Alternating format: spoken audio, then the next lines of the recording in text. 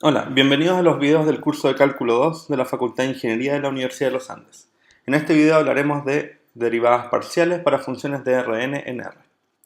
En el curso de Cálculo 1 aprendimos a calcular la derivada de una función y aprendimos también varias de sus aplicaciones.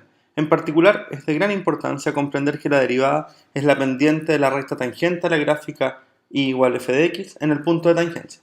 En esta ocasión, queremos dar una noción en dimensión superior a 2 de esta misma idea. Observemos la gráfica de la función z igual x cuadrado más 2y cuadrado. Es un paraboloide elíptico. ¿Sí? ¿Por qué? Porque cada corte horizontal o con un plano z igual k genera una elipse, pero z es igual a x cuadrado más 2y cuadrado, por lo tanto es un paraboloide elíptico. Y en este paraboloide elíptico consideremos el punto 1, 1, 3, que está sobre la gráfica, aquí va a aparecer. Ahí está el punto 1, 1, 3. Y en este punto de la curva podemos considerar, por ejemplo, esta recta, que ustedes pueden ver aquí en la gráfica, es tangente a la superficie, o también podríamos agregar esta recta, que también es tangente a la superficie. Entonces tenemos dos rectas que son tangentes a la superficie. Y de hecho podríamos armar muchas otras rectas tangentes a la superficie en este punto. La diferencia con el curso de cálculo 2 es que en el curso de cálculo 1 es que la recta tangente en ese caso era única. Pero en este caso tenemos una superficie. Una superficie es una gráfica en R3, es una gráfica de dimensión 2 en R3. Y por lo tanto podemos encontrar muchas rectas tangentes en este punto. Habrán algunas que nos interesarán más y eso es lo que queremos estudiar en este video. Entonces, para estudiar las rectas tangentes a una gráfica en R3, a una superficie, partamos con la siguiente definición. Sea omega un subconjunto de Rn y x0 un punto en el interior de omega. Sea f una función que va de omega en R. Y definimos la derivada parcial de f en x0 respecto de la coordenada x sub i, con i entre 1 y n, y escribimos df a dxi, y fíjense que la derivada aquí, la d es distinta, es una d más cursiva. Se hace única y exclusivamente para diferenciar de la derivada total esta cosa que llamamos derivada parcial. Y calculamos entonces para la derivada parcial el límite cuando h tiende a 0 de f en x0 más h veces e sub i menos f en x0 partido por h.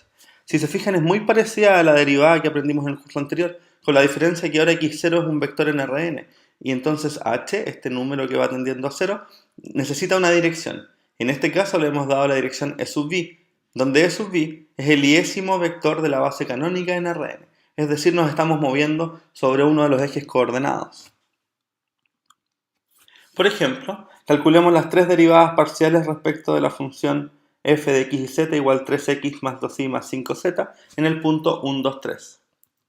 Entonces, calculamos primero la derivada parcial respecto de x, esto es f evaluado en 1, 2, 3 más h por 1, 0, 0 menos f en 1, 2, 3, todo dividido por h, y eso nos da el límite cuando tiende a 0 de 3h partido por h, que vale 3.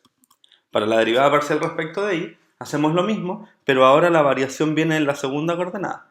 3 por 1 más 2 veces 2 más h más 5 veces 3 menos la función evaluada en el punto dividido por h, lo cual nos da límite cuando h tiende a 0 de 2h sobre h, que vale 2. Y finalmente la derivada parcial respecto de z, ahora la variación viene en la variable z, x, z0 más h.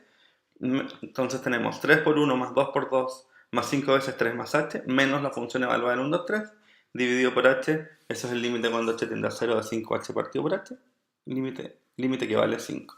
Por lo tanto, las derivadas parciales para esta función son 3, 2 y 5. Si se fijan, esto que está aquí es un hiperplano. F de x y z igual 3x más 2y más 5z es un hiperplano. Y por lo tanto es más o menos razonable esperar que las derivadas parciales correspondan a las coordenadas del vector normal en el plano. Veamos otro ejemplo. Calculemos las dos derivadas parciales respecto de la función f de xy igual a x cuadrado más 2y cuadrado en el punto 1, 1, que si se fijan es la misma función y el mismo punto de la gráfica que vimos anteriormente. Entonces la derivada parcial respecto de x en 1, 1 es f en 1 más h1 menos f en 1, 1 dividido por h. Este límite es igual al límite cuando h tiende a 0 de 2h más h cuadrado dividido por h. que sabemos que vale 2. Luego la derivada parcial respecto de y, ahora la variación está en la segunda coordenada, y este límite vale 4. Entonces volvemos a mirar la gráfica del paraboloide elíptico y notamos que la derivada parcial respecto de x, si se fijan aquí a la izquierda hay chequeadas cuatro gráficas. Una es el punto de la tangencia, otra es la función, y estas dos que quedan son las rectas tangentes que están graficadas aquí en azul. La primera recta tangente, x y z igual a 1, 1, 3 más t veces 1, 0, 2, corresponde a la recta tangente que se genera por la derivada parcial respecto de x. Si se fijan, el vector director de la recta es 1, 0, 2, porque la coordenada y no está variando. Solo varían la coordenada x y la coordenada z, porque hemos calculado la derivada de z respecto de x, que nos dio 2. En el caso de la recta x y z igual a 1, 1, 3 más t veces 0, 1, 4, aquí esta es la recta tangente que obtenemos de la derivada parcial respecto de y. ¿Sí? Vamos a quitar la otra para que se vea única y exclusivamente esta. Veamos ahora un ejemplo interesante. Consideremos la función f definida de R2 en R por seno de xy partido por x cuadrado más y cuadrado cuando x e y es distinto de 0, 0 y 0 en el caso del punto 0, 0. Y notemos que ambas derivadas parciales en el origen existen. De hecho, la derivada parcial de la función respecto de x en 0, 0 será igual al límite cuando h tiende a 0 de la función evaluada en h0 menos f en 0, 0, que es 0 en este caso, dividido por h. Y como el seno de 0 es 0, entonces tenemos que este límite es 0. De la misma forma, la derivada parcial respecto de y en el punto vale 0. Y por lo tanto tenemos que esta función tiene ambas derivadas parciales en el origen. ¿Sí?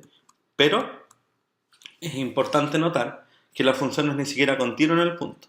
En efecto, si tomamos la sucesión xn y n como 1 partido por n, 1 partido por n, notaremos que la función evaluada en ese punto tiende a un medio, cuando la sucesión efectivamente tiende a 0, 0, que es lo que necesitamos. Y si tomamos por otro lado la sucesión 1n, 0, entonces la función evaluada en el punto tiende a 0. Por lo tanto, los límites de estas sucesiones evaluadas en la función son distintos y luego la función no es continua en el origen. Es un ejemplo bastante interesante, pues nos muestra que derivadas parciales en un punto no necesariamente implica continuidad, como era en cálculo 1 cuando sabíamos que si una función era derivable en un punto, entonces la función era continua en ese punto. De hecho, veremos más adelante que hay un concepto más fuerte que la existencia de derivadas parciales que sí nos implicará automáticamente la continuidad de la función. Miremos ahora el concepto geométrico que hay detrás de la idea de la derivada parcial. Entonces, para esto consideremos el paraboloide circular z igual menos x cuadrado menos y cuadrado, que está graficado aquí. La fórmula la pueden ver aquí a la izquierda. Y en esta gráfica vamos a considerar también el plano x igual a 1. Es decir, estamos parados en un plano donde x está constante. ¿Sí? Solo x igual a 1. Pueden ver aquí el plano. Y en la intersección de esta superficie del paraboloide circular y el plano z igual a 1, se genera una curva. Esta curva que ustedes ven aquí en la intersección, ¿ven el cursor? En la intersección del plano con la superficie. Obviamente el plano es infinito, pero el software solo grafica ese cuadrado.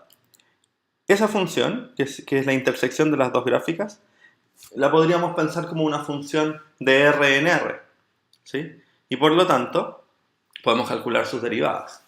¿Sí? Y la derivada entonces me dará la recta tangente, que es esta recta que ustedes pueden ver aquí en azul. Yo espero que la puedan ver. Aquí está la recta. ¿Sí? Esa es la recta tangente a la gráfica que está contenida en el plano x igual a 1. De la misma forma, bueno, y esta recta tiene una pendiente, ¿cierto? Es una función de R en R. Calculamos la pendiente, como aprendimos en el curso anterior, y podemos graficar la recta. De la misma forma podemos tomar el plano y igual a 1. ¿Sí? El plano y igual a 1. Y graficar en él. Esto no es. Y graficar la recta tangente a la curva, que es intersección entre el plano y la superficie. Aquí está el punto de tangencia, está el plano y igual a 1, y aquí está la recta que es tangente a la curva que es intersección entre el plano y la superficie. Entonces, en realidad, las derivadas parciales no son más que derivadas que obteníamos, no son más que las derivadas que obteníamos en el curso anterior, pensando que la superficie intersecta con un plano, genera una curva, y a esta curva nosotros sabemos calcularle la recta tangente en el punto. Entonces, volvamos al PDF.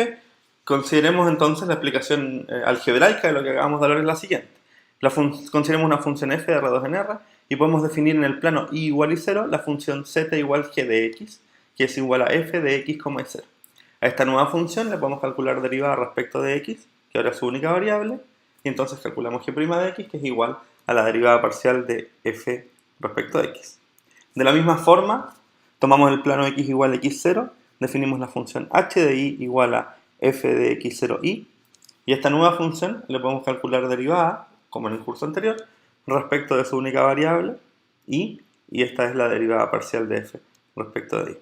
Por lo tanto, todas las reglas de derivación aprendidas en el curso anterior se pueden heredar para el cálculo de derivadas parciales. ¿Qué quiere decir esto? Que cada vez que yo quiero calcular una derivada parcial respecto de x, lo que voy a pensar es que y todas las otras variables que estén involucradas son constantes, y al ser constantes no se ven afectadas directamente en el proceso de derivación.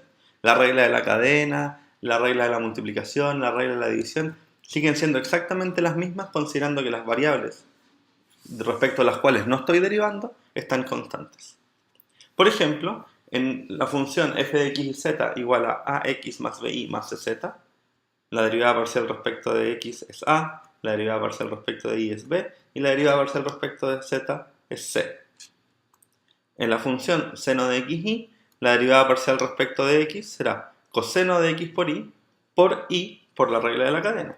Y la derivada parcial respecto de y será coseno de x por x por la regla de la cadena. En la función f de x y igual a logaritmo natural de x cuadrado más y cuadrado más 1, tenemos que la derivada parcial respecto de x será 1 partido por x cuadrado más y cuadrado más 1, y por la regla de la cadena multiplicamos por 2x. De la misma forma, tenemos la derivada parcial respecto de y. Para la función raíz de x cuadrado más y cuadrado más 1, tenemos la derivada de 1 respecto de x será 1 partido por 2 veces la raíz del argumento x cuadrado más y cuadrado más 1, y luego la derivada de x cuadrado más y cuadrado más 1 respecto de x. De la misma forma, tenemos la derivada parcial respecto de y. Eso es todo por este video. Nos vemos en un próximo video del curso Cálculo 2. Que tengan un muy buen día.